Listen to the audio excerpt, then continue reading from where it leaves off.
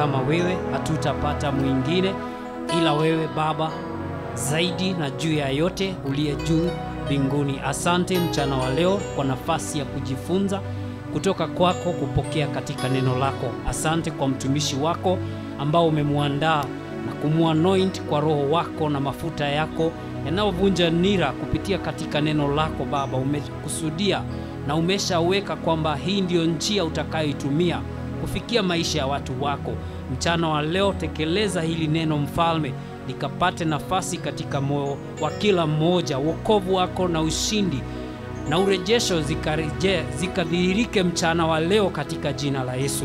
Na utukufu wote Baba ukakurudie, heshima na ukuu wote zikakurudie. Watu wako wakiungama na kuwekwa huru katika ukombozi na udhabiti wa nafsi na roho katika jina la Yesu. Asante Bwana kwa kazi njema ambao umeshaitekeleza na unaitekeleza. Utukufu ukakurudie. In Jesus name, amen. Karibu sana na kukaribisha. Nakaribisha mtumishi wa Mungu Pastor Melvin, karibu sana. Na wote mnakaribishwa popote pale ulipo, unaweza kukaribia. Tuko hapa kwa ajili ya kusudi la Mungu. You are most welcome. Karibu Pastor Melvin. Amen. Asante sana Pastor Kelvin. Mungu akubariki. Nawakaribisha pia wote. Asante kwa kujitolea ili kuja kusikiza neno la Mungu. Hiyo ni baraka kwa maisha yako, sababu kile tunahitaji sana ni neno la Mungu, sababu neno la Mungu linaleta uzima, linaleta uponyaji, linainua moyo wa mtu, maisha ya mtu. Bwana Yesu asifiwe. Kwa hiyo sio kupoteza muda, hilo ndio jambo la busara sana na la maana sana. Namshukuru Mungu kwa wakati huu. Leo nataka tujifunze ujumbe ambao unasema jinsi ya kushinda hizo falme za giza, kwa sababu tumepewa mamlaka juu ya nyoka na nge. Tumepewa mamlaka, lakini haya mamlaka, watu ambao wamepewa mamlaka haya ni watu ambao wako katika ufalme. Bwana Yesu asifiwe. Askari wanafanya kazi ni kwa sababu kuna mamlaka juu yao ambao inawaruhusu kufanya kile ambacho wanafanya. Wako chini ya mamlaka. Kama sio hivyo, wapendwa, ukijifanya wewe ni askari na wewe sio askari, utajikuta taabani, kwa sababu yale mamlaka waliopewa wanajulikana kutoka kule kwa wenye mamlaka. Bwana Yesu asifiwe. Hivyo hivyo katika maisha ya kiroho, najua watu waga wanaquote maneno ya Mungu carelessly. Wanasema tu tumepewa mamlaka, hatutakuwa mikia, tutakuwa vichwa. Wanaquote hizo sehemu ambazo hawajui misingi. Lakini kabla uelewe kufanyika kichwa na mkia inaanzia wapi, hapo ndio wengi, najua watu wamezoea kuambiwa mambo mazuri sana. Lakini nimekuja kujua kitu cha maana, ni kujua misingi ya neno, ambayo watu wengi sana misingi ya neno wanakosa. Wanajua neno, wanajua kuquote verses, wanajua kwenda makanisani, wanajua kuambiwa mambo yote wameyasikia, lakini hawana misingi. Biblia inasema hivi, misingi ikiharibika, wenye haki watafanya nini? Sababu misingi ndio inafanya hata haki usimame katika haki. Mpe Yesu makofi. Misingi ya uponyaji ni nini? Misingi ya kubarikiwa ni nini? Misingi ya kuinuliwa ni nini? Misingi ya kufanikiwa ni nini? Ni kweli utaambiwa hautakuwa mkia, utakuwa kichwa. Haleluya. Hapa naona watu wakienda Amerika, ninaona wengine wakipokea pesa za ajabu, ninaona wengine wakipata mabwana na mabibi, kwa sababu hautakuwa mkia. Haimaanishi hivyo. Lazima tujue misingi ni nini. Bwana Yesu asifiwe. Haleluya. Lazima tujue misingi ya kufanyika kichwa ni nini, kwa sababu maneno yanaweza yasitimie, lakini msingi wa neno lazima itimie. Haleluya. Asa nataka leo tunajifunza kuhusu kushinda falme za giza maishani, kwa sababu kama kuna kitu ambacho shetani waga apendi kwa maisha haya ni mwanadamu kutawala, mwanadamu kufanikiwa, mwanadamu kuinuliwa, mwanadamu kupona. Shetani waga hataki hiyo. Ndio maana unaona hata kuanzia mwanzo, hii vita haijaanza juzi.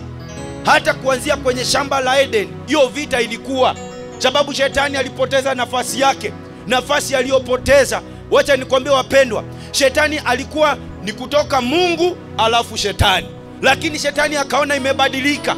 Sasa ni kutoka Mungu alafu mwanadamu. Shetani akaona hapana, mwanadamu kwa nini amepewa kutawala? Mimi ndio natakiwa kutawala. Hivyo hivyo akaanza kumfuata mwanadamu, sababu aliona hawezi kupigana na Mungu, sababu Mungu ana uwezo na ana nguvu. Akaona akimfuata mwanadamu labda ataweza kumdanganya, na ndio akamdanganya mwanadamu. Lakini Mungu, baada ya shetani kumdanganya mwanadamu, alimdanganya kwa namna gani? Akamwambia uongo ili mwanadamu aingie katika dhambi, sababu shetani anajua kwamba mshahara wa dhambi ni mauti. Wewe kama haujui, shetani anajua. Shetani anajua hakuna wema katika dhambi, ni wewe ndio haujui. Shetani anajua. Sasa ndio akaona kwa sababu siwezi kupigana na Mungu, akaweka mahesabu. Sababu alijaribu akatupwa chini, akaona nitafanya nini? Aha, mwanadamu amewekwa pale shambani, amepewa kutawala. Aha, huyu ni rahisi kumfuatilia, kwa sababu kuna kitu hajui. Mwanadamu naye Mungu alikuwa tayari amemuonya. Kama amemuonya, amemwambia mti msije mkala, siku mtakula mtakufa. Lakini shetani hakuweza kumdanganya mwanadamu, akamdanganya mwanadamu. Kuanzia hapo mambo yakawa mabaya mpaka leo. Lakini Mungu akaupenda ulimwengu, Mungu akamuokoa mwanadamu, akamtuma Yesu ili kila mtu amwaminie asipotee bali awe na uzima. Mpe Yesu makofi. Kwa hiyo kitu kimoja unatakiwa ujue, kazi za shetani kwa maisha ya mwanadamu ni kuharibu tu, hamna kitu kingine. Na kazi ya Mungu kwa maisha ya mwanadamu ni kutengeneza. Mpe Yesu makofi. Kazi ya Mungu ni kutengeneza. Ukiongea uponyaji unamkuta Mungu, ukiongea mafanikio unamkuta Mungu, ukiongea ushindi unamkuta Mungu, ukiongea baraka unamkuta Mungu, ukiongea laana unamkuta shetani, ukiongea magonjwa unamkuta shetani, ukiongea wivu unamkuta shetani. Na kazi yake ni kuiba, kuua na kuharibu. Biblia inasema Yesu alikuja tuwe na uzima na tuwe nao tele. Mungu ana ahadi nyingi sana kwa maisha yetu. Nataka tupitie mambo machache kidogo kuhusu kile ambacho ahadi za Mungu kwa maisha yetu. Kwa sababu wapendwa, kuna mambo usipojua, maisha yako unabaki pale pale. Unabaki unalaumu watu, unabaki unalaumu makanisa, unabaki unalaumu wenzako, unabaki unalaumu nchi, unabaki unalaumu viongozi, unabaki unalaumu watu wote, mume, mke, unabaki unalaumu watoto, kwa sababu haujui. Chochote ambacho unahitaji kwa maisha haya Mungu amekiweka ndani yako. Ni wewe utambue, ujue na uelewe. Ashangalia, nataka mtumishi wa Mungu nisomee kitabu cha Zaburi chapter 30 verse 11. Wapendwa, hakuna mtu anaweza kupigana vita yako. Umekuja kujua vita yako ni yako peke yako, na lazima ujue kupigana. Kama unafikiri kuna mtu atapigana na wewe vita yako, hakuna. Ndio maana hata sisi Mungu anatuonyesha jinsi ya kushinda. Mungu ambaye ametuumba anawaambia vaeni silaha zote. Sikiliza, kwa nini Mungu akwambia uvae silaha? Naonaga watu wakienda training katika jeshi, wanapigwa training. Wakishamaliza training, kila mtu anapewa silaha yake. Ajue kile ambacho ametrainiwa vile ata apply kwenye field. Amna mtu atakuwa pale kumprotect. Hivyo hivyo vita yako hakuna yoyote ambaye anaweza kupigana. Unaweza kuwa unatafuta labda mchungaji ambaye atakusaidia kupigana vita yako. Vita yako ni yako. Na ndio maana umuhimu wa kumjua Mungu. Sababu unapomjua Mungu, naye Mungu aliyetuumba anasema vaeni silaha zote. Mbona Mungu asiku zingine tu hivi anakuambia uvae silaha? Kwa nini? Kwa nini anakuambia uvae? Pasipo kuvaa silaha, hakika utakuwa attacked na Mungu atabaki kuwa Mungu. Lakini unapovaa silaha moja ambayo nitakwambia kuhusu ni kumjua Yesu, ni wokovu. Mpe Yesu makofi. Ni wokovu. Silaha nyingine ni utiifu wa neno la Mungu. Hiyo ni silaha. Wengi wanadharau neno la Mungu, lakini wanataka washinde vita, wanataka mambo yao yaende vizuri. Haiwezekani. Itakuwa vipi wapendwa? Lazima uvae hizo silaha. Hakuna njia yoyote ya kushinda isipokuwa wewe mwenyewe uvae hizo silaha. Sababu Biblia inasema vita yetu sio ya damu na nyama. Anasema vaeni. Anasema kila mmoja avae. Kwa wakati mambo yanakuja kwa maisha, unapopigwa wakati haujavaa zile silaha, Wewe ndio umekosa kuvaa. Shida sio Mungu, ni wewe umekosa kutii. Lakini ungetii uvae silaha moja ambayo nimekuambia ni wokovu, moja ambayo ni utiifu wa neno la Mungu wapendwa, lingine ambalo ni maombi wapendwa, lingine silaha ambayo ni utakatifu. Hizo ni silaha. Ukivaa hizo utaweza kumshinda adui.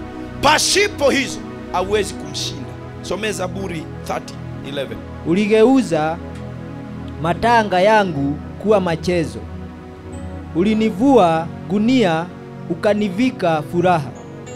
Bwana Yesu asifiwe.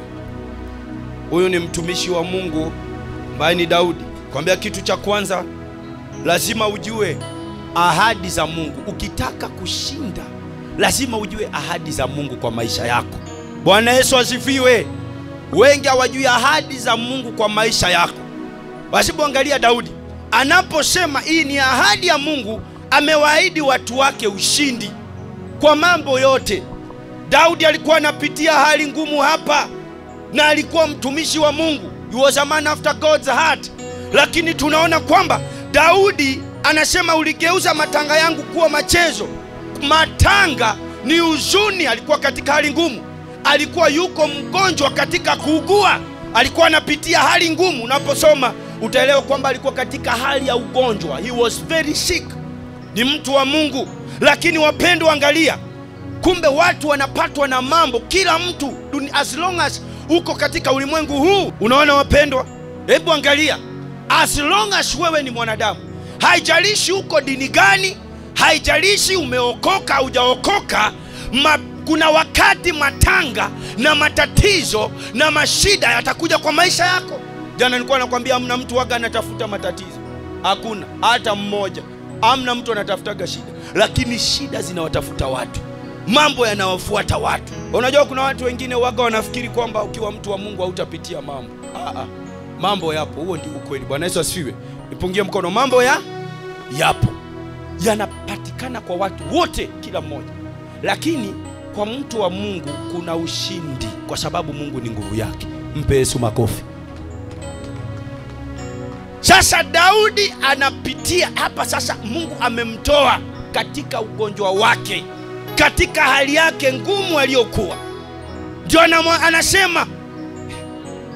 anasema nini? Anasema uligeuza matanga yangu kuwa machezo. Machezo ni furaha. Matanga, wapendwa, niko hapa nikwambie kwamba kitu cha kwanza lazima ujue ahadi za Mungu kwa maisha yako. Mungu ana mpango mzuri juu ya maisha ya kila mmoja. Wengine wanateseka pasipo kujua, kwa sababu hawana Mungu kwa maisha. Kama kuna kitu kigumu nimekuja kujua kwa wanadamu, ni mambo ya Mungu. Kufuata Mungu, watu wanaonaga kama Mungu hawezi kumsaidia mtu. Kwa nini? Kwa sababu hawamuoni kwa macho. Ndio maana unaona kuna dini tofauti. Kuna imani tofauti. Sasa watu wanamfuata kwa njia zao tofauti. Lakini Mungu ni mmoja na Mungu ni mwaminifu. Mpe Yesu makofi. God is faithful. Na Mungu ni mwaminifu wapendwa. Daudi anasema uligeuza matanga yangu kuwa machezo. Ulinivua gunia ukanivika furaha. Gunia, mavazi ya aibu. Aibu kila mahali, kwa maisha yako, kwa jamii yako, kwa hali ngumu Daudi alikuwa anapitia. Lakini kwa sababu Mungu alikuwa naye, Daudi hakuwa na uwezo wa kubadilisha. Kumbuka ni mfalme, ana uwezo, ana pesa, ni mtu ambaye ana mamlaka. Lakini bado mamlaka yake, uwezo wake usingeweza kumletea furaha. Shida yake ilikuwa pale pale. Lakini kwa sababu alimjua Mungu, Mungu mwenyewe aligeuza hali zake. Hivyo leo ni ule Mungu alifanya. Ukimwamini anabadilisha hali yako. Haleluya! Anabadilisha hali yako. Kila siku waga tunapigana na hali katika hizi maisha. Sio hali ya ndoa, sio hali ya biashara, sio hali ya maisha, sio hali ya afya. Imagine maisha ni yale. Hebu tafuta mtu ambaye amevaa tofauti na mwenzake, uone kama utaona kitu tofauti. In fact kuna siku ukiangalia watu utakuta vile vitu watu wanavaa ni vile mwingine amevaa. Ukitafuta chakula kile watu wanakula, hakuna special meal. Ni vile vile tu. Bwana Yesu asifiwe. Hamna kitu kipya, hakuna kitu unique. Nazo shida na matatizo ni yale yale. Lakini mbona watu hawapati formula ya kutoka? I think kila kitu ambacho unachukua muda mrefu lazima uwe na experience na ujue jinsi ya kukitoka. Watu wanasemaga experience is the best teacher. Experience is the best teacher, watu wanasemaga hivyo. Mbona toka mwanzo bado watu wana experience ya kutoroka kifo? Watu wana experience ya kutajirika, ya kupata pesa. Watu wana experience ya kukaa kwa ndoa. Watu wana experience ya kufanya biashara zao zifanye kazi. Wapendwa, acha nikwambie, God is the best teacher. Mpe Yesu makofi. Not experience. Ndio maana unaona mtu ni tajiri hata anafika mahali anarudi anakuwa maskini kabisa. Unajiuliza, huyu mtu wako ana experience ya utajiri? Na vile amekuwa na mali, amekuwa na uwezo, hakuwa na experience aweze kumaintain utajiri wake. Sababu hakuna experience hapa. It is wakati Mungu anakuwa part ya maisha yako. He is the God who fights for you. Kuna nguvu nyingine unakuwa nayo kwa maisha. Si mkono wako, sio uwezo wako, sio experience yako. Experience inaweza kufail. Ufahamu wako unaweza kufail. Haya maisha, I think we are old enough to have experience ya kufanya mambo. Lakini mbona shida ni zile zile? Yale tu. Lakini unaona watu ambao wana Mungu, kuna nguvu tofauti, kwa sababu Mungu anawapa kitu kinaitwa revelation. Bwana Yesu asifiwe. Ufunuo, wapendwa, iwaga inakuongoza kufanya mambo tofauti na unafanikiwa. Mpe Yesu makofi. Ufunuo unakuwaga wa mtu mmoja, sio watu wengi. Kila mmoja kwa maisha yake. Mafanikio yako katika ufunuo ambao Mungu ataangusha kwako. Ndio maana unaona, unaweza kuona mwingine anauza nyanya na anajenga manyumba. Wewe enda ufungue biashara ya nyanya. Unajiuliza, kwani huyu anafanyanga nini? Mbona mimi yangu haifanyi kama yeye? Yeye unaonaka tu yuko hata strain na nasa ili upate ufunuo. Ufunuo hautoki kwa mwanadamu, hautoki kwa akili zako, hautoki kwa masomo yako, unatoka kwa Mungu. Ile sehemu ya kushikamana na Mungu anakuongoza, unapata ufunuo wa sehemu ya mafanikio yako iko. Mpe Yesu makofi. Haleluya. Usijaribu kuwa kama mwingine, usijaribu kuwa kama mwenzako. Baraka zako, kuinuliwa kwako kuko kwa vile ambavyo uko. Mungu amekuumba kulingana na kile amekuwekea. Haleluya. Haleluya. Wengi wanajaribu kufanya mambo kama wengine. Lakini nimekuja kukwambia, Mungu amekuumba unique wewe. Mafanikio yako Mungu ndio yuko nayo, na huyu Mungu wakati unamjua anakupa ufunuo. Ufunuo ambao utafanya maisha yako yanakuwa tofauti. Hicho kitu ameweka tofauti ndio kitafanya watu waje kwako. Biblia inasema kipawa cha mtu kinamfungulia njia, ndio kinamfanya akae na wafalme. Kipawa cha mtu. Kila mtu Mungu amempa kipawa. Lakini ili upate ufunuo, uelewe, hautajaribu kuwa kama wengine. Utakuwa kama wewe kwa maisha yako na utamhusisha Mungu. Ile nafasi ya Mungu ndio inatupa understanding na ufunuo wa maisha haya. Bwana Yesu asifiwe. Haleluya. Ahadi za Mungu. Mungu anasema ulinivua gunia ukanivika furaha. Hebu angalia vile mambo ya Mungu ni mazuri. Umepigika huko kwenye matatizo, huko kwenye shida, unapokuwa na Mungu, Mungu ana uwezo wa kukuvua magunia. Tunapoongea kuhusu gunia ni aibu. Aibu kwa maisha, aibu kwa jamii, aibu kwa nini? Aibu kwa kazi, aibu kwa maisha yako ya kila siku. Aibu yote hii unapomwamini Mungu. Hii ni kazi ya Mungu, si ya mwanadamu. Ndio maana unaona Daudi hakuweza. Hakukuwa na mchungaji wa kumwambia Daudi, "Te unajua Mungu anataka akuvue sijui akuvalishe." Lakini Daudi kuna kitu he was a man after God's heart. Yeye personally alikuwa mfalme, lakini alimjua Mungu. Unaona kazi ya Mungu? Je, unataka Mungu abadilishe matanga yako? Nataka mchana wa leo umwamini Mungu. Nataka umwamini Mungu. Moyo wako uelekeze kwa Mungu, sio kwa watu. Daudi alikuwa mfalme. Sio eti hakukuwa na watu around him. Walikuwa ni watu wengi sana, lakini wasingemsaidia kwa hali yake. Alikuwa na uwezo, lakini uwezo wake usingemsaidia. Sababu chochote unaweza kuwa nacho na usisaidike. Msaada wetu hauko kwa vitu. Msaada wetu uko kwa Mungu. Waweza kuwa na vitu, Mungu asipokuwa involved, hicho kitu hakiwezi kukusaidia. Kwa sababu vitu vyote dunia nzima, wawe ni watu, chochote kile unajua dunia hii, ziwe ni pesa, iwe chochote kile unajua, vyote waga vinatii sauti ya Mungu. Chochote ambacho unaona dunia hii kina masikio na vyote vinamsikia Mungu. Ndio maana unaona Biblia inasema, msipo msifu Mungu, msipo mtukuza Mungu, mawe yatamsifu, mawe yatamtukuza. Bwana Yesu asifiwe. Mawe yatamsifu, yatamtukuza. Imagine anasema mawe, kumaanisha kila kitu kilicho duniani. Hata hiyo kazi unatafuta, kila kitu kina masikio. Wapendwa, hiyo shida unapitia ina masikio, na ile sauti inaweza kubadilisha. Hiyo ni sauti ya Mungu. Kazi yako inaweza kukataa strategy zote. Mume wako, mke wako, kwa ndoa yako unaweza tumia strategy zote na ikonge ukuta. Magonjwa unaweza tumia strategy yote na ikonge ukuta.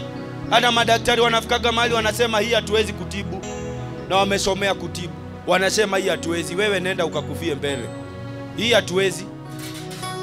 Lakini wakati unamwangalia Mungu, wapendwa, wakati unamwangalia tu Mungu, uweze kuko kwa hali, unamwangalia tu Mungu, uko na Mungu, kuna nguvu nyingine waga inakuja kwa maisha, inakuinua. Haleluya! Hakuna la kuogopa ukiwa na Yesu Kristo. Mpe Yesu makofi. Hakuna la kuogopa. Hata hali zikija usiogope. Usikimbie kwa vibanda ati kutabiliwa na mama ambaye amevaa nguo nyekundu, anakuambia nitabadilisha maisha yako, mimi ni mtumishi wa Mungu. Heruka mara 7. Usiende kutabiliwa huko. Nitakwambia wazi, sitakuficha. Kutabiliwa unajua sio eti inaleta uokovu. Nisikilie. Wengine hata watu wanaendaga kutabiliwa tu, uko mwenye dhambi unaenda kutabiliwa. Unajua kuna mambo watu waka hawaelewi. Ngoja niwaambie wapendwa, unaona hapa duniani, hata ukiwa na pesa, uwe na mali, uwe na uwezo, do you know hiyo haikufanyi uingie kwenye uzima ama uone uzima. Hiyo haitafanya uwe na uzima. Biblia inasema uzima wa mtu hauko kwa wingi wa vitu. Na hii injili unajua kwa nini waga inahubiriwa? Ili nafsi yako ipone. Nasema injili waga inahubiriwa ili nafsi yako ipone, kwa sababu nafsi ni ya umilele, lakini mwili huu ni wa muda mchache, unarudi mavumbini. Injili waga haihubiriwi, sikiliza wapendwa, injili waga haihubiriwi kwa sababu ya vitu. Ni kwa sababu ya nafsi. Yesu alikufa msalabani, nafsi yako ifanye nini? Ipone. Wokovu wapendwa, ngoja nikwambie, wokovu, Yesu akafa msalabani, akamwaga damu yake ili wewe na mimi tupone. Ni nafasi kila mtu amepewa, lakini ni uamuzi wako kuikubali au kuikataa. Unapoikataa ni kwa hasara yako mwenyewe. Mungu anaga hasara, shetani hana hasara, alipoteza nafasi yake. Wapendwa, unapookoka ni kwa faida yako. Yesu Kristo alikuja duniani akatufia kwa faida yetu, sio yake. Mpe Yesu makofi. Kwa faida yetu.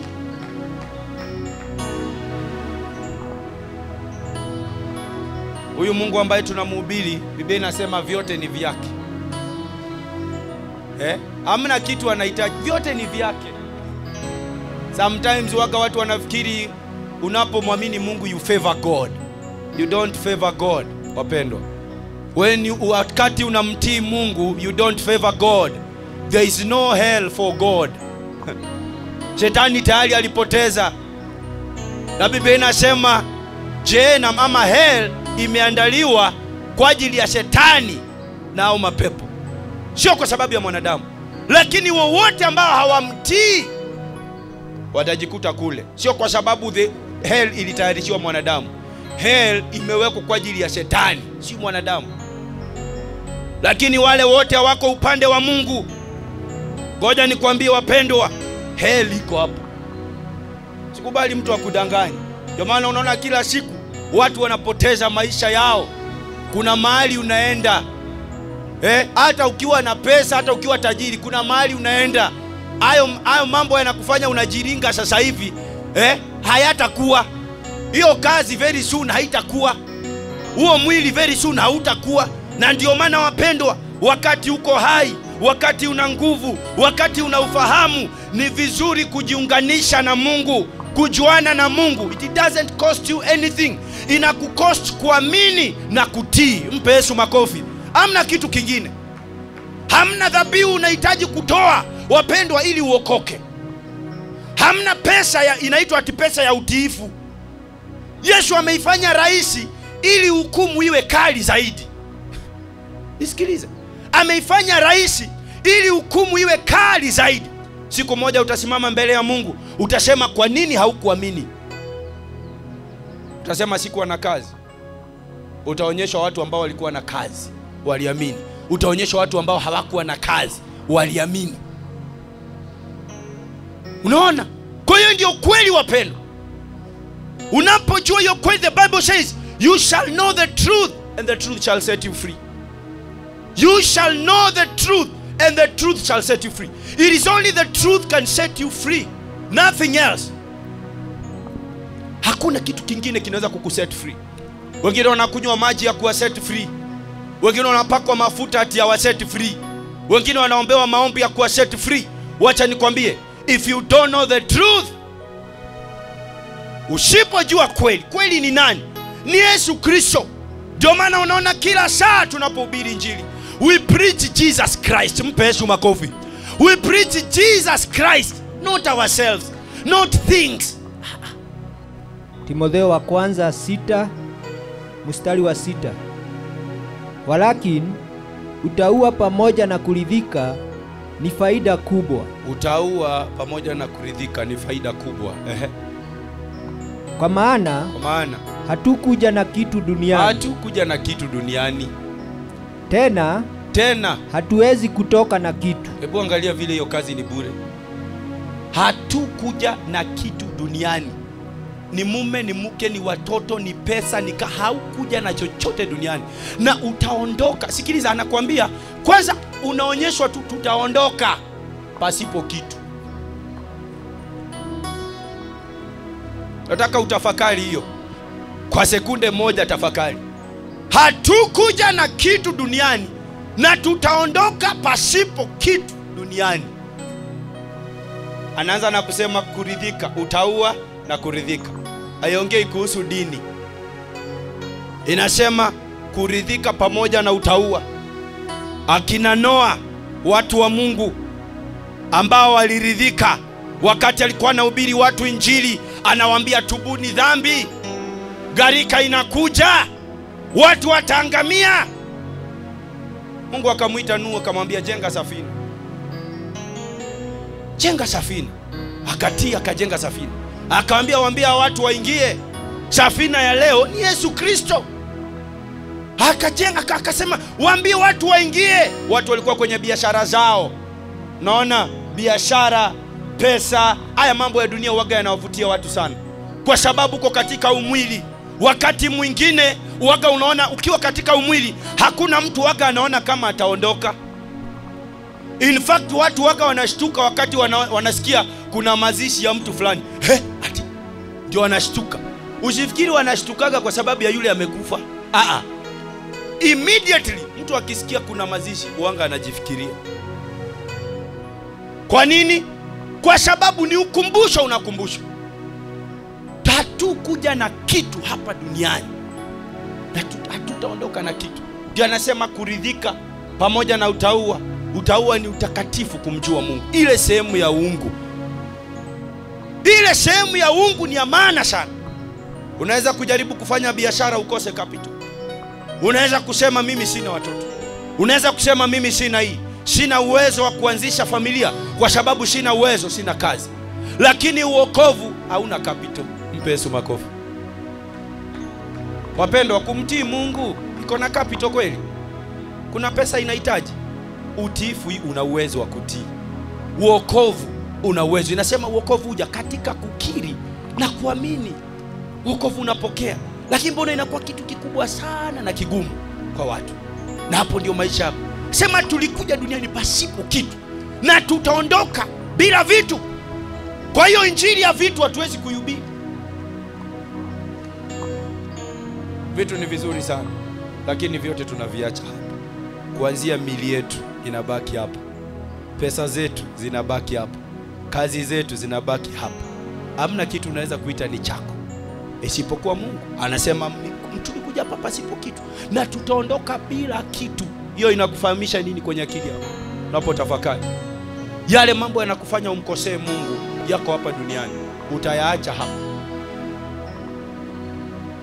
Kwa hiyo inakuonyesha direct.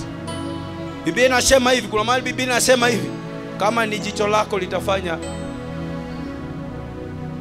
umkosee Mungu, afadhali uling'oe. Uingie wapi? Uingie katika ufalme pasipo jicho. Siwaambii watu kung'oa macho yao. Nisema kama ni mkono wako, afadhali ukate. Uingie kwa ufalme. Kwa hiyo kuna mahali inangoja uingie. Anasema kuliko uingie na mikono miwili na unaenda kuzimu. Naona? Kuliko uwe na mikono miwili. Inamaanisha nini? Lile jambo ambalo linakufanya linakutenga na Mungu, afadhali ulitoe, ulitenge. Mpe Yesu makofi. Una uwezo. Una uwezo wa kujitenga. Wapendwa, it is that way. Iko hivyo injili, it is so sweet, it is that simple. Iko hivyo.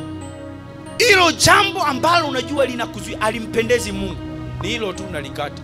Si ati Mungu hataki ufanikiwe, si ati Mungu hataki uinuliwe, si ati Mungu hataki ubarikiwe. Unajua injili ya sasa nyingi zinahubiriwa ni kama kufanikiwa ni kitu, it's a big deal.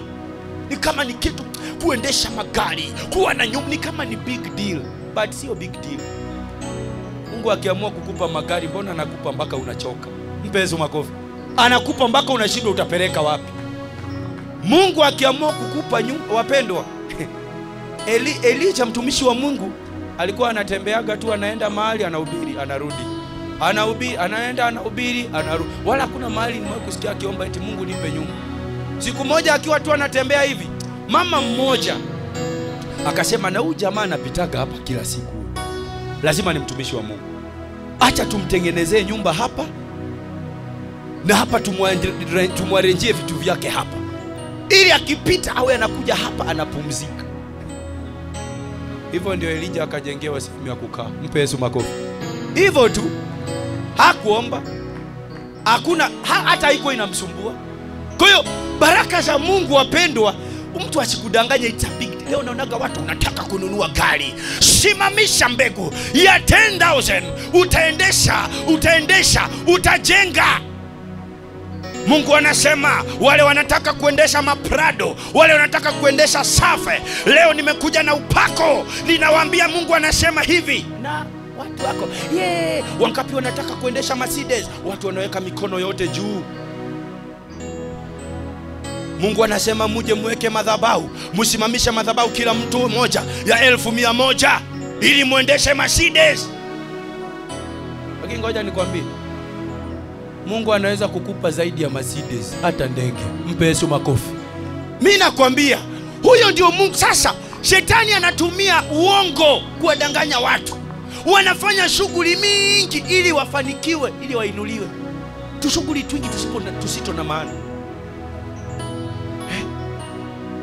Wapendo, imagine Mungu aliambia Daudi, Mungu anamwambia Daudi, nitakujengea nyumba.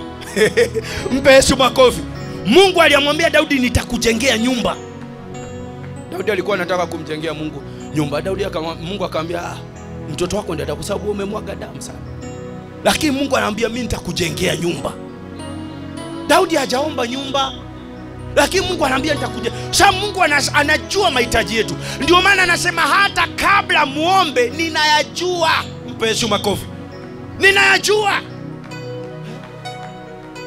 Lakini wewe uko busy ate unabomoa madhabahu. Ate unabomoa madhabahu na kujenga. Madhabahu ni Yesu Kristo. Madhabahu zote ovu alizibomoa. Mpe Yesu makofi. Akapokea ushindi, akafa na akafufuka. Laana zote akaondoa, umashikini wote akaondoa. Ni wewe ukijiweka kwa ile position ambayo inatakiwa, utaona ukuu wa Mungu. Nasema ukijiweka kwa ile position unatakiwa, utaona ukuu wa Mungu. Kijakazi wa Sara, wakati alikuwa amefukuzwa, amebeba mtoto, maji yamewaishia. Imagine maji yalikuwa karibu naye. Maji yalikuwa tu karibu naye. Lakini hakuwa anaona vile vitu watu wanatafutaka kwa maisha. Imagine Mungu amekuwekea. Anasema yale mambo ambayo Mungu amewaandalia wale wanaompenda, hamna jicho limeona, hakuna masikio yamesikia. Kwa wale wanaompenda. Unasikia ahadi za Mungu? Mungu waga anaacha watu wicked. Watu wicked ni nani? Watu waovu. Wangangane, watafute, alafu wamletee yule ambaye anampendeza Mungu. Mpe Yesu makofi. Hiyo ndio kazi Mungu anafanyaga. Lakini uyoni kwa haya macho. Ndio nakwambia, as long as you have God, usijali, usijisumbue, usijipe stress. Endelea kumngoja Mungu. Utashangaa, atakubariki, atakuinua. Usione ati kuna mtu yuko mbele yako. Wale wako mbele, Biblia inasema usije ukashtuka ama ukaogopa kwa watu waliofanikiwa kwa njia zao. Kwa hiyo kuna watu wanafanikiwa kwa njia zao. Wengine wanaenda kwa waganga, wengine wanatumia uizi, wengine wanatumia uongo. Lakini ngoja nikwambie, hao wote utawapita, kwa sababu baraka zako za Mungu ni za kudumu milele na hazina majuto. Mpe Yesu makofi. Hazina majuto. Nasema baraka za Mungu hazina majuto. Nilikuwa nakwambia kuhusu kitu cha kwanza, ukitaka kushinda falme za giza maishani, ni kumwamini Mungu. Cha pili, elewa ahadi za Mungu kwa maisha yako. Sababu hata haya neno la Mungu linakuwaga ni ahadi za Mungu kwa maisha yetu. Ahadi inaweza kuwa haijatimia sasa. Mtu anapokuambia nitakupa shilingi 100, waweza kuwa hujapokea, lakini kuna ahadi. Na Biblia inasema Mungu ni mkweli. Na hili neno la Mungu ni nini? Neno la Mungu ni ahadi. Kwa nani alikwambia ahadi inahitaji tena utabiri? Nani alikwambia? Neno la Mungu ni ahadi. Bwana Yesu asifiwe. Bwana Yesu asifiwe. Akisema ninajua mipango nilio nayo juu ya maisha yako, mipango mizuri, hiyo tayari ni ahadi. Amini hiyo. Ishi kwa hiyo. Tarajia hiyo. Baki kwa hiyo. Acha kusikia sauti zingine. Anapokuita unasikia, unatii neno lake, mbona ahadi zisitimie? Nani alikwambia kufanikiwa ni kutabiriwa? Ni ahadi za Mungu. Sasa watu wengi wanaacha ahadi za Mungu. Mungu, Biblia inasema Mungu sio muongo. Sio kama mwanadamu ambaye ni muongo. Mungu akikuahidi amani, unakutana na amani. Mungu akikuahidi ushindi, na hayo ndio Mungu ametuahidi. Mpe Yesu makofi. Isaia 41 mstari wa 10. Usiogope, kwa maana mimi ni pamoja nawe. Naomba usome tena. Isaia 41 mstari wa 10. Usiogope, kwa maana mimi ni pamoja nawe. Usifadhaike, kwa maana mimi ni Mungu wako. Nitakutia nguvu, naam, nitakusaidia. Naam, nitakusika kwa mkono wa kuume wa haki yangu. Amen.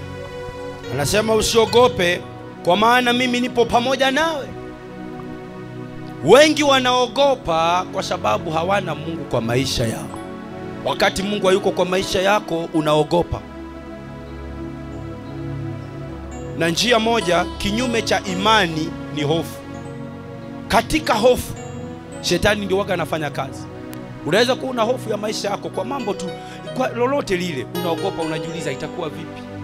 Maisha yangu iko hivi, hapa iko hivi, watoto wangu wako hivi, hapa afya yangu iko, kuogopa. Shetani, injili ya shetani inakujaga na hofu nyingi sana. Na ndio maana kinyume cha hofu ni imani. Na ndio Mungu anasema tusienende kwa kuona, no by sight but by faith. Ndio maana Yesu alikuwa akiwaponya, anawaambia imani yako imekuponya. Imani yako imekuponya. Wapendwa, if you have fear, kila una experience kwa maisha yako itakuwa ni power of darkness, au utaweza kuzishinda with fear. Kama kuna kitu shetani waga anatumia silaha kubwa sana ni fear. You fear about your life. You fear kuhusu vile maisha yako yatakuwa. You fear about your tomorrow. You fear hata ile hali ambayo unapitia. You fear, you don't know. Sina kazi, sijui kutakuaje. Sijui nitakula nini, sijui nitavaa nini. Yesu anasema msisumbuke. Mtakula nini? Mtavaa nini? Kwa sababu hayo ndio watu wa mataifa. Watu wa mataifa ni nani? Watu wa dunia, watu wasiomjua Mungu. Watu ambao hawana haja na Mungu. Wanajisumbua kwa sababu wanajipigania. Hawana nguvu ya kuwapigania.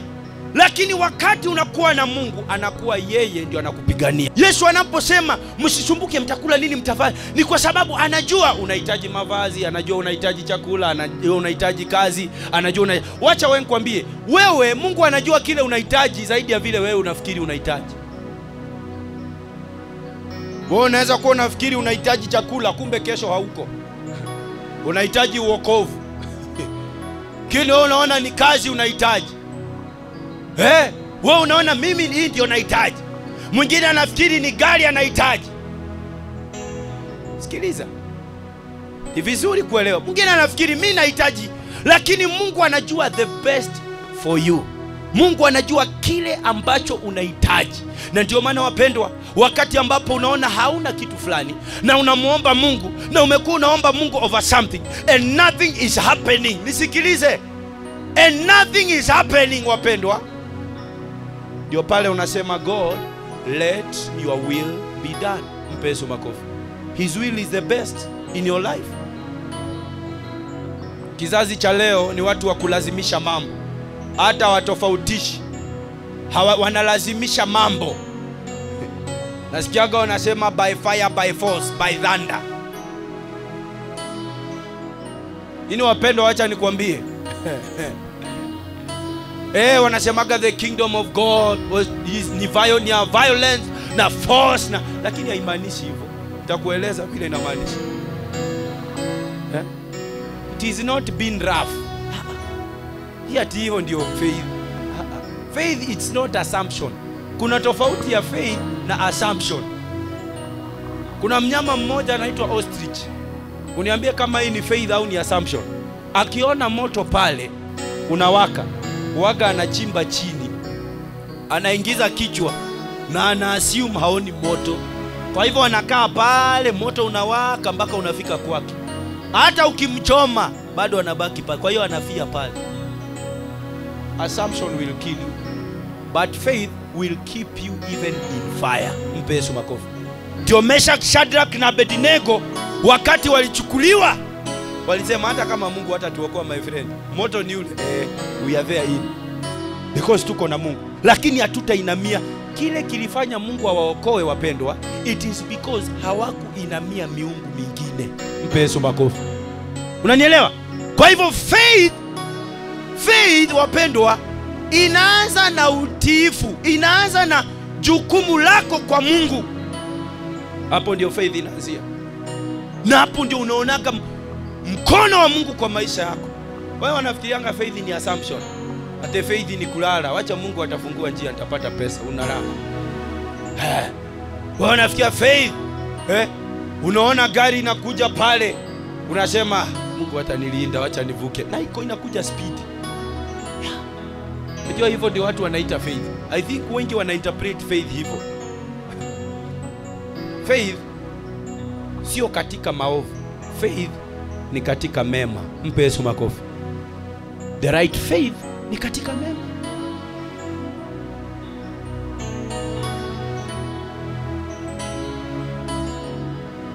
Nisome Titus 2:13. Nasema nini? Hapo Isaya tulikuwa 41 anasema usiogope kwa maana mimi nipo nawe. Swali ambalo nataka ujiulize mchana wa leo. Mungu amesema hivi, mkinikaribia nami ndawakaribia, kienda mbali nami hivyo hivyo. Nataka ujiulize, je, uko karibu na Mungu wewe? Hilo ndio swali nataka ujiulize katika maisha yako, ukijiangalia, ukijichunguza. Sababu victory waga itoki nje, victory inaanza ndani. Ushindi unaanza ndani yako, sio nje yako. Sio ule muujiza unatafuta. Muujiza uanzi nje. Unaanza ndani yako. Muujiza unaanza ndani yako. Kila kitu, wapendwa, kila kitu kinaanza na wewe.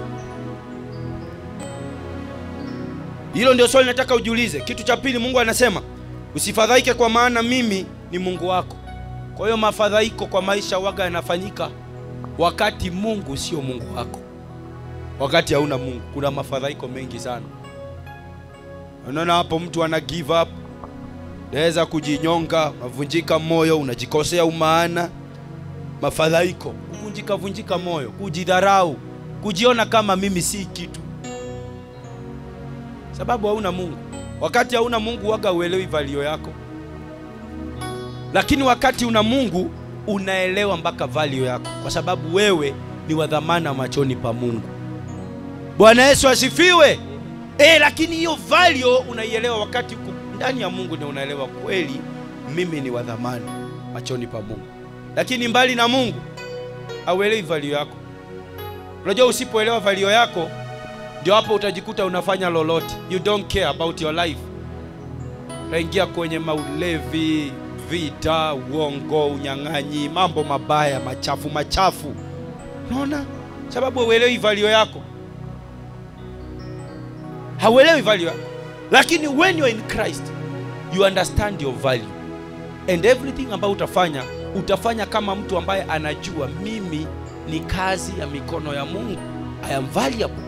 You can never be careless. Wakati uko na Mungu, you understand your value. Mtu ambaye anamjua Mungu hawezi kujidharau. Mpe Yesu makofi. Hawezi. Na mtu ambaye anamjua Mungu, hata hali zikija waga aoni hali, anaona Mungu. Stefano alikuwa mtu wa Mungu, wakampiga kwa mawe kwa sababu ya kuhubiri injili ya kweli. Yeye hakuwa anaona yale mawe yanarushiwa. Alipigwa mawe, lakini yeye alikuwa aliona mbingu ikifunguka. Akasema, Baba, wasamee, wajui wanalofanya. Yesu msalabani wanamsulubisha, anasema wasamee, wajui wanalofanya. Kwa sababu aliunderstand value yake. Hata unapopitia hali ngumu haimaanishi God is not there. Stefano alikuwa mtu wa Mungu, alipigwa mawe, God was there. Paulo na Sila waliwekwa gerezani, Mungu alikuwa na wao, walitolewa gerezani. Ukiwa na Mungu, wapendwa, nguvu ya Mungu yuko able to command anyone, any authority, chochote kukutoa kwa hiyo hali. Mpe Yesu makofi. Nataka uelewe Mungu ambaye hata mawe yanamsifu. Ati mkikataa kusifu Mungu, mawe yatamsifu. Kumbe mawe yanasifu, yanasikia, yanaelewa. Hata hiyo hali yako ina masikio. Iwe ni umaskini na masikio, iwe ni magonjwa. Lakini kile ambacho kinawezekana, vyote vina submit na kutii sauti ya Mungu. Haleluya! Haleluya! Mpe Yesu makofi, shangwe na vigelegele kwa Yesu. Hata hiyo hali na kusumbua, na kuambia Mungu ana uwezo wa kukutoa. Ana uwezo wa kubadilisha machozi yako yawe furaha. Ana uwezo. Umwamini yeye, umuhusishe yeye, na usivunjike moyo. Ndio maana wakati Mungu alipokuwa anaongea na Musa, Musa akaongea na Joshua, anamwambia don't be discouraged. Anamwambia uwe na nguvu, be of great courage.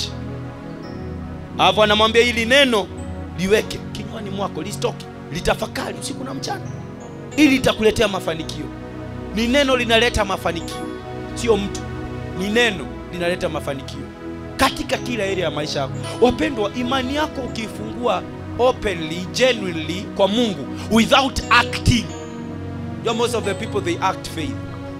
Wana act faith. You know, true faith must be real. Lazima iwe real kabisa, kweli. Kumwamini Mungu kabisa, kweli kweli kweli. Utaona ya ajabu. Naomba unisome. Nisome. Nasema nini? Amen.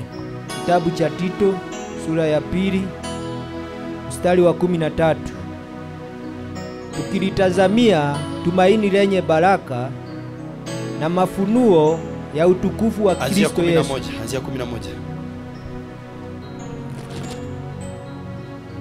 Amen. Tito sura ya 2 kuanzia mstari wa 11. Maana neema ya Mungu iwaokoayo wanadamu wote imefunuliwa. Sikiliza. Neema, maana neema ya Mungu iwaokoao wanadamu wote.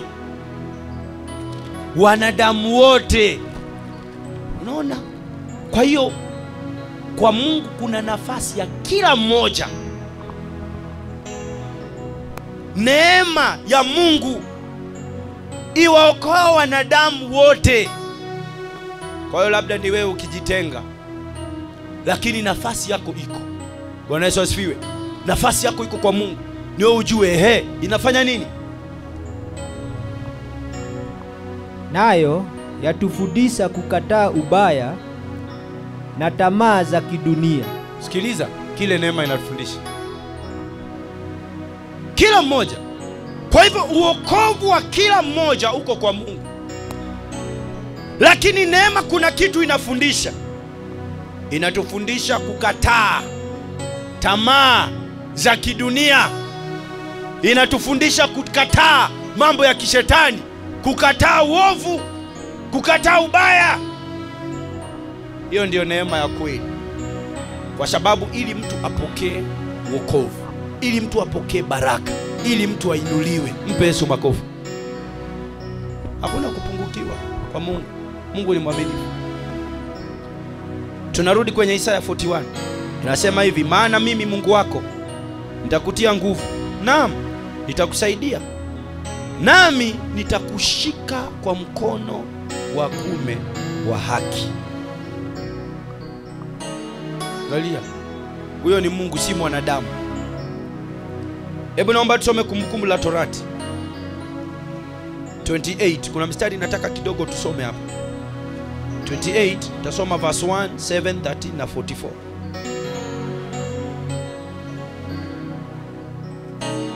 Inasema hivi, itakuwa utakaposikia sauti ya Bwana Mungu wako kwa bidii kutunza kuyafanya maagizo yake yote ni kuagizayo leo, ndipo Bwana Mungu wako atakapo kutukuza juu ya mataifa yote ya dunia. Sio mataifa ya mbinguni, duniani hapa. Hizi ni baraka za Mungu hapa duniani. Itakuwa utakaposikia, lakini hizi baraka zinakuja utakaposikia sauti ya Bwana Mungu wako kwa bidii na kutunza kuyafanya maagizo yake ni kuagizayo leo, ndipo Bwana Mungu wako. Sio kazi yako, wewe huwezi kujinua. Nataka uelewe jinsi ya kushinda. Bwana Mungu wako atakapo kutukuza juu ya mataifa yote. Mstari wa 7 inasema, Bwana atawafanya adui zako wainukao juu yako kupigwa mbele yako. Angalia, wengi wanapendaga sana hata hapa pa maadui, lakini wanasahau itakuwa utakaposikia sauti. Wakati unamtii Mungu, wapendwa, kwa shetani inakuwaga ni kipigo. Au utakuwa unaomba maombi mengi ya maadui. Unapomtii Mungu Unapofuata neno lake, Mungu mwenyewe maadui zako anawapiga mbele zako. Mpe Yesu makofi. Kwa sababu adui, angalia, adui wako wanatumika kukuzuia kwa maisha, kwa mambo mengi. Adui anakuweka kinyume yako. Kuna adui shetani, na shetani anapofanya kazi, obviously shetani ni roho. Shetani hawezi kufanya kazi pasipo kutumia mtu. Kwa atatumia watu. Kuna kila kitu ambacho unapitia kwa maisha, wapendwa, hautamuona shetani, utaona watu. Mungu hautamuona kwa macho, utaona watu. Sasa nasema unaposikia, kazi yako ni wewe kusikia Mungu, kumtii Mungu, kufuata njia ya Mungu. Naye Mungu yeye mwenyewe ndio anadeal na maadui. Mpe Yesu makofi. Maadui ambao wako kinyume, jamii yako iende mbele. Maadui ambao wako kinyume, adui inaweza kuwa ni anyone. Vizuizi vyovyote, maroho yoyote ambayo yanaleta pingamizi, ni kazini, ni kwa jamii, ni hata wapendwa, mambo ni mengi, huwezi kusema yote. Lakini nani atasikia na naelewe? Hata unaponena, kuna watu, Isaya akauliza, ni akina nani wataamini? Ni akina nani watasikia habari hizi waamini? Wakati watu wanapigwa na mashida ndio wanakimbiliaka Mungu. Wakati wa mtu huko katika ugonjwa kabisa ndio wanaona saa atatafuta Mungu. Kini watu wakiwa hai, afadhali ungemjua Mungu, ungetafuta Mungu wakati uko sawa. Wakati una uwezo, wakati una nguvu. Jambo la maana. Sababu kile unajenga leo ni mbegu ya kesho. Mpe Yesu makofi. Jifunze kupanda mbegu nzuri kwa Mungu. Naposema kuhusu mbegu, siongei kuhusu pesa. Nasema maisha yako, yale mambo unafanya leo. Ose inakuwa utakaposikia, ndio nasema Bwana atawafanya adui zako wainukao juu yako kupigwa mbele zako. Kwa hiyo Mungu anajua adui zako, hapa anajua wapo maadui. Kila mtu anakuaga na maadui zake, hata kama wewe hauwajui. Kila mmoja hapa ana adui zake ambao hawataki uende mahali. Wanakupangia maovu, wanakuombea maovu, hawataki kuona umefanikiwa, hawataki kuona umesogea popote. Wengine ni watu tuko karibu sana nao, lakini haujui ni adui yako. Sababu hamna adui anasemaga mimi ni adui. In fact, the best enemy wanakujanga kama marafiki. Greatest enemy wanakujaga kwa maisha ya mtu kama marafiki.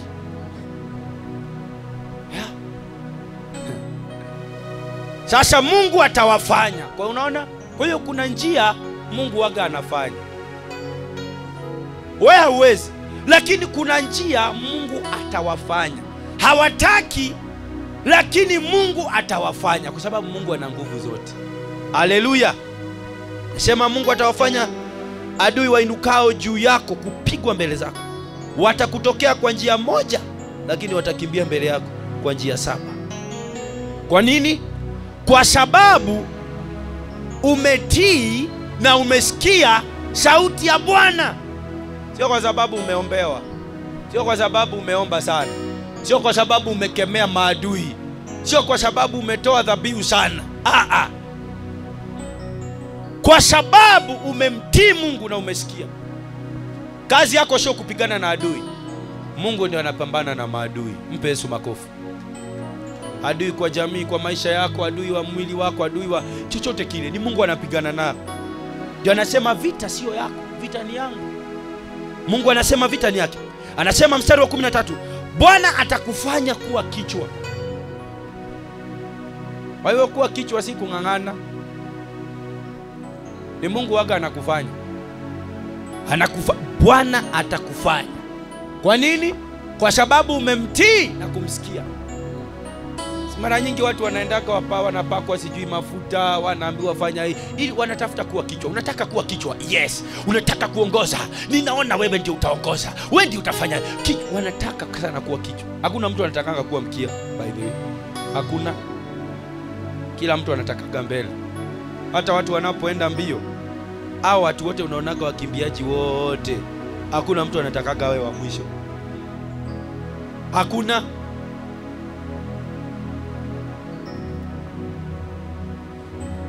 Ndio maana unaona ukitabiri, ukiongea watu, ukitokea mtabiri mmoja ambie watu mtakufa, wote watatoroka. Hakuna mtu, hakuna. Ati waambie watu ati unawatabiria alafu waambie mtakufa, watu watatoroka. Hata kama ni ukweli watu wote wanakufa, lakini watu watatoroka. Kile ukiwaambia mtaishi watakuja kabisa, hata kama watu wanakufanga. Mpesu makofi. Sasa kila mtu anataka kuwa kichwa. Lakini sasa ngoja nikwambie, ngoja nikushangaze. Kufanyika kichwa sio wewe kutaka au kutotaka. Unapomtii Mungu, yeye atakufanya kuwa kichwa. Unapomtii. Kwa wapendwa, sikiliza. Mungu ana jinsi ya kukufanya kufikia katika ahadi zake.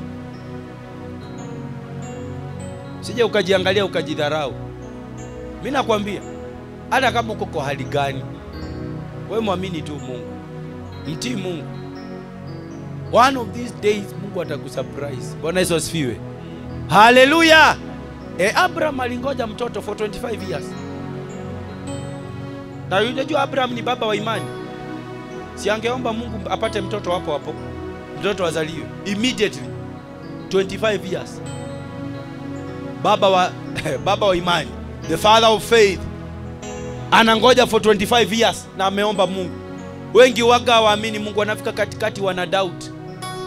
Nasema nimekuwa na ngoja miaka 2, nimekuwa na ngoja mwaka, nimekuwa na ngoja miaka 10, nimekuwa na Abraham waited. Kila siku nakwambia, true faith inajifunza kungojea, kusubiri. True faith iko na endurance. True faith iko na patience. Wengi, Biblia inasema hapo First Timothy 6:7 inasema wengi wanaotamani, sikiliza, wanaotamani kuwa na mali wanaingia kwenye mashida mengi ambayo ni unnecessary. Kumaanisha kumbe kuna shida necessary na zingine unnecessary. Kwa nini? Kwa sababu they can't wait upon God. They can't wait upon God.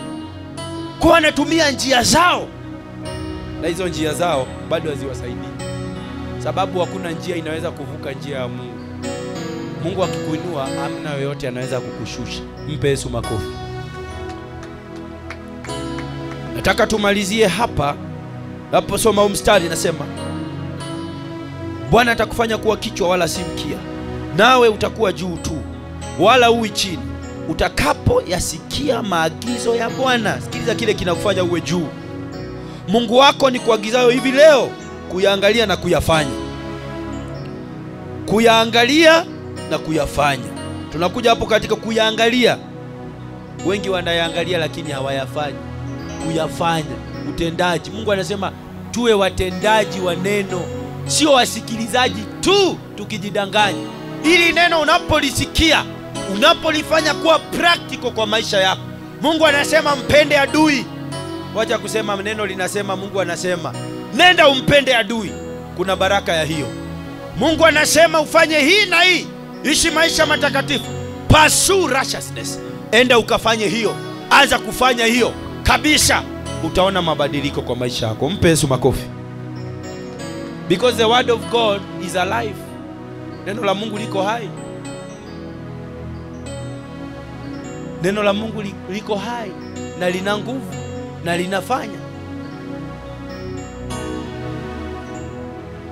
Mstari wa 44 inasema yeye, inasema hivi, yeye mstari wa 44 hapo Deuteronomy 28:44. Yeye, hiyo ni unaona E44 ni opposite ya angalia ya opposite ya 7. Inasema yeye atakukopesha wala wewe usimkopeshe. Yeye atakuwa ni kichwa, wewe utakuwa mkia. Hapa ni wakati ya umtii Mungu. The opposite ya kutokumtii, usipomtii Mungu. Unaona, ni vizuri kuelewa both sides. Neno la Mungu ni upanga ukatao kuwili. Tumeona unapomfuata Bwana, Unapomtii na kufanya, verse 7 ndio your portion. Hiyo ile tunasemaga this is my portion, sio kusema, ni kile kiko. Watu wengi wanaambiwaga sema hii ndio sehemu yangu, lakini katika maisha yake ukweli hiyo si sehemu yake. Sehemu yako ifanyiki sehemu yako kwa sababu umesema, inafanyika sehemu yako kwa sababu kabisa kweli ni sehemu yako. Mpe Yesu makofi.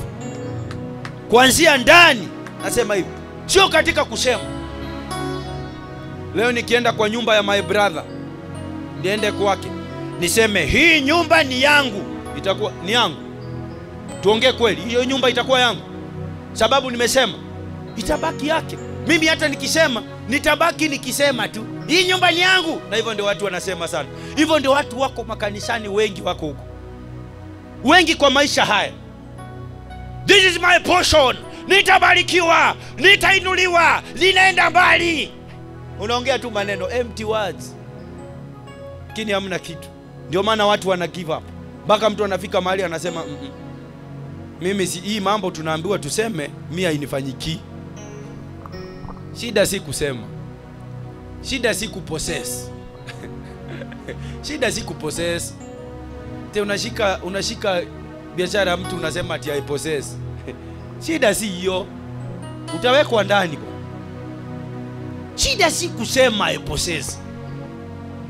People are possessing many things but they are not getting through the mouth. Lakini ukweli iko hivi wapendwa.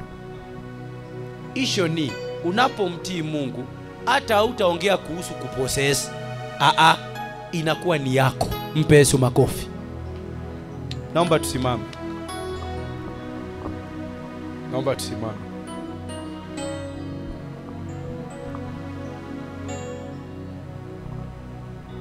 Naomba tusimame. Popote ulipo kwa kumheshimu Mungu, tunaomba tusimame. Nimekuonyesha jinsi ya kushinda falme za giza maishani haya. Mtu asikudanganye. Hakuna shida hata moja ama hali yote unapitia haina suluhisho. Zote zina suluhisho kwa Mungu. Because with God all things are possible. All things are possible. Kuna watu wengi sana Yesu aliwaponya hata pasipo sadaka yote. Unajua leo watu sijui hizi madhabahu za kuvunjwa na kuinuliwa. Hebu naomba unisomee 1 Peter 1:18. Hizi madhabahu za kuvunjwa na kuinuliwa, naomba tu nikusomee hapa. Niruhusu tu. Hizi za kuvunjwa na kuinuliwa hizi, watu wanadanganyika kwa sababu hawajui neno la Mungu na hawataki kujifunza.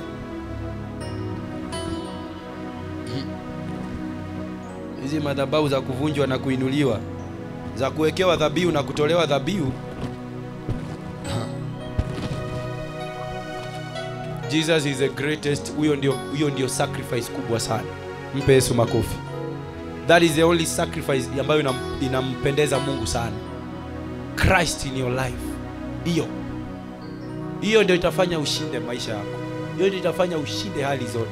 Christ ndani ya maisha yako. Naomba unisomee 1 Peter 1:18. Nasema nini? Tumalize hapo. Amen. Waraka wa kwanza wa Petro sura ya kwanza mstari wa 18. Nanyi mfahamu kwamba mlikombolewa. Nanyi mfahamu ya kwamba mlikombolewa, sio mtakombolewa. Mlikombolewa. It is past tense. Mlikombolewa. It is one thing ujue ulikombolewa, si unakombolewa saizi, ulikombolewa. It is one thing ujue ulikombolewa. Now you know your position. You position yourself. Wapendwa, Yesu Kristo msalabani alimaliza kila kitu. Yesu arudi kufa mara ya pili. He did everything. Everything. Mlikombolewa, nimalizie hapo Si kwa vitu viharibikavyo. Sio kwa vitu viharibikavyo. Kwa fedha au dhahabu. Kwa fedha au dhahabu. Anakuambia sio pesa inaweza kuvunja chochote. Sio pesa. Ulikombolewa na kitu kikubwa zaidi ya pesa. Mpe Yesu makofi. The blood of Jesus Christ. Ulikombolewa. Anaongea na wale wanatafuta deliverance. Ulikombolewa na Yesu. No one is delivering you today. Jesus did the deliverance. Usipoamini hiyo ya Yesu, hii ingine ni vituko.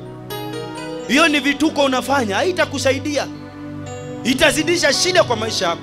Anaongea kuhusu mfahamu, kwa sababu the Bible says wakati unafahamu kweli ndio unapokea the freedom. Ati mfahamu kwamba mlikombolewa. Si ati mtakombolewa. Mlikombolewa. sio kwa vitu kama fedha. Kwa hiyo fedha haiwezi komboa mtu. Tepanda pesa fulani, vunja madhabahu, tukemee laana. Pesa haivunji laana. Mupe Yesu makofi. Amen. Pesa haivunji laana. Pesa haitibu magonjwa. Pesa haiwezi kuleta ukombozi. Hebu angalia mpaka dhahabu, wanataja dhahabu. Dhahabu ni ya gharama kuliko pesa.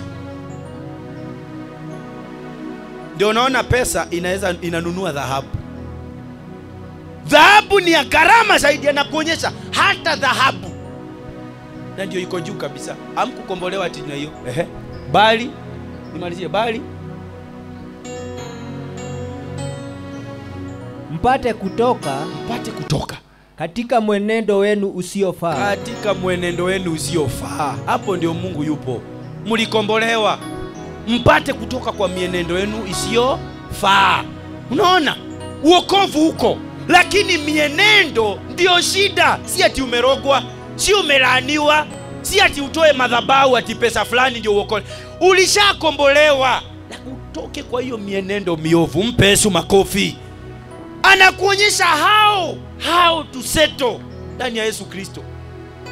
Hata unauziwa maji, sijui mafuta, sijui vitambaa, si unatafuta kanisa sijui ya gani yenye itabadilisha maisha yako. Wewe mwenyewe ni kanisa. Na wewe ni kuhani wa hilo kanisa lako. Wewe ni kuhani wa hilo kanisa lako. Anasema amjui mili yenu ni hekalu la Roho Mtakatifu na anaishi ndani yenu.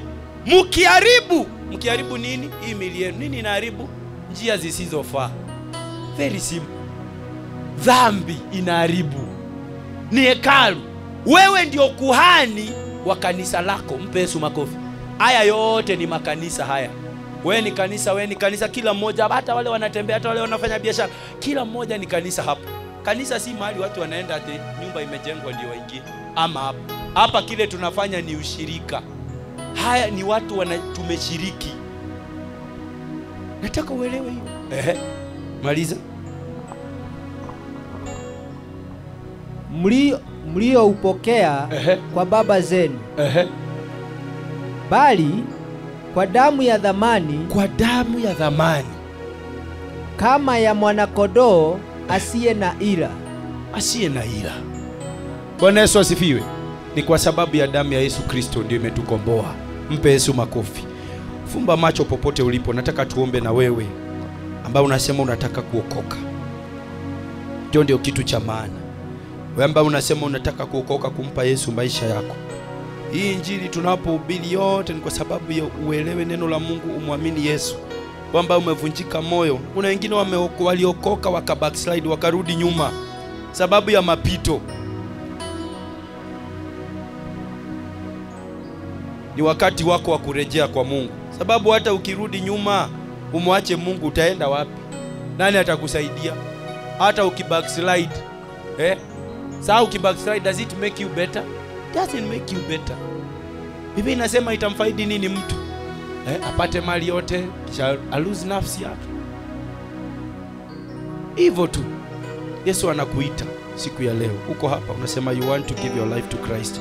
Nataka uinue mkono wako juu tuombe. Hata kama uko mbali unasikia sauti hii, unasema unataka kuokoka, au pia ulikuwa umeokoka na ukarudi nyuma kwa sababu ya changamoto. Na unaona hata ukiwa umerudi nyuma bado umepitia mambo magumu, kwanza mabaya zaidi. Even it is better when you are in Christ. Urudi kwa Kristo, anakuita. Inua mkono wako juu popote unasema unataka kuokoka, kumpa Yesu Kristo maisha yako. Tuombe pamoja. Nataka urudie maombi haya popote ulipo. Sema Bwana Yesu, naja kwako, mimi ni mwenye dhambi. Nisamehe dhambi zangu. Ufute majina yangu kwenye kitabu cha mauti. Andika majina yangu kwenye kitabu cha uzima. Tangu leo nimeokoka, nimemkataa shetani na kazi zake na dhambi zake na uovu wake. Nimekuamini wewe Yesu Kristo kuwa Bwana na Mwokozi wa maisha yangu. Tawala moyo wangu, tawala maisha yangu, tawala nafsi yangu. Nimekuamini wewe Yesu Kristo. Nisaidie, niwezeshe na uniongoze kwa yote. Nimekukaribisha kwa moyo wangu. Nimeokoka kwa jina la Yesu. Amen.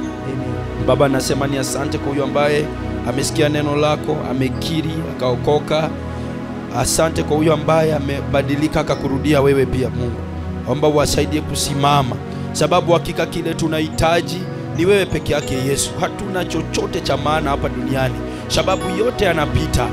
Wewe peke yake ndio wa milele. Baba, wasaidie watu wako kusimama, na hata wale ambao mioyo yao bado ni mizito, bado hawajaelewa, wasaidie, ukawafunulie, wakaelewe na kujua kwamba Yesu Kristo, wewe unatupenda, wewe unawapenda, unataka kila mmoja apone. Hakuna wote unapenda apotee, lakini uamuzi wao inajalisha.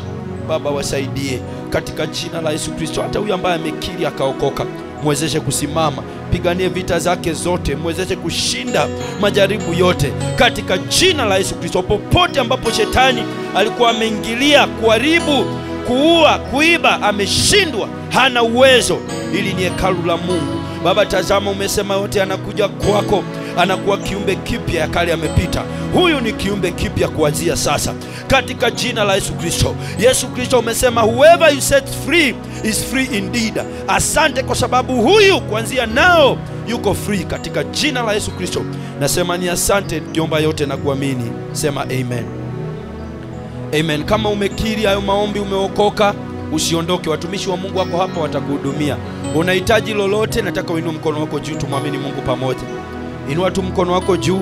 Unahitaji lolote, kuna lolote unataka Mungu akufanyie. Tumeona Mungu akifanyia watu, tumekutana na ushuhuda mwingi. Mungu anatenda. Muamini Mungu, sio sisi tunatenda, ni Mungu anatenda. Na unapoinua mkono wako juu ni ishara kwa Mungu, sio kwetu sisi. Ni ishara kwa Mungu kwamba Mungu, wewe ndio nakuamini na unaenda kunitendea. Inua mkono wako juu, tuombe. Hitaji lolote lile, kilio cha moyo wako, Mungu anasikia. Mungu ni mwaminifu. Nasikia Daudi alikuwa na hali, akamwomba Mungu, anasema Mungu akabadilisha matanga yake kuwa, akafurahi, ikawa ni furaha. Matanga yake, sijui uko katika matanga gani, sijui ni hali gani na kupitia ngumu, Mungu anaweza yote. Sijui ni upungufu gani uko nao, Mungu anaweza yote. Hakuna jambo Mungu hawezi. Inua mkono wako juu, tuombe pamoja. Asante Mungu uliye juu mbinguni, katika jina la Yesu Kristo. Yesu, tunasema ni asante kwa sababu wewe ni mwaminifu.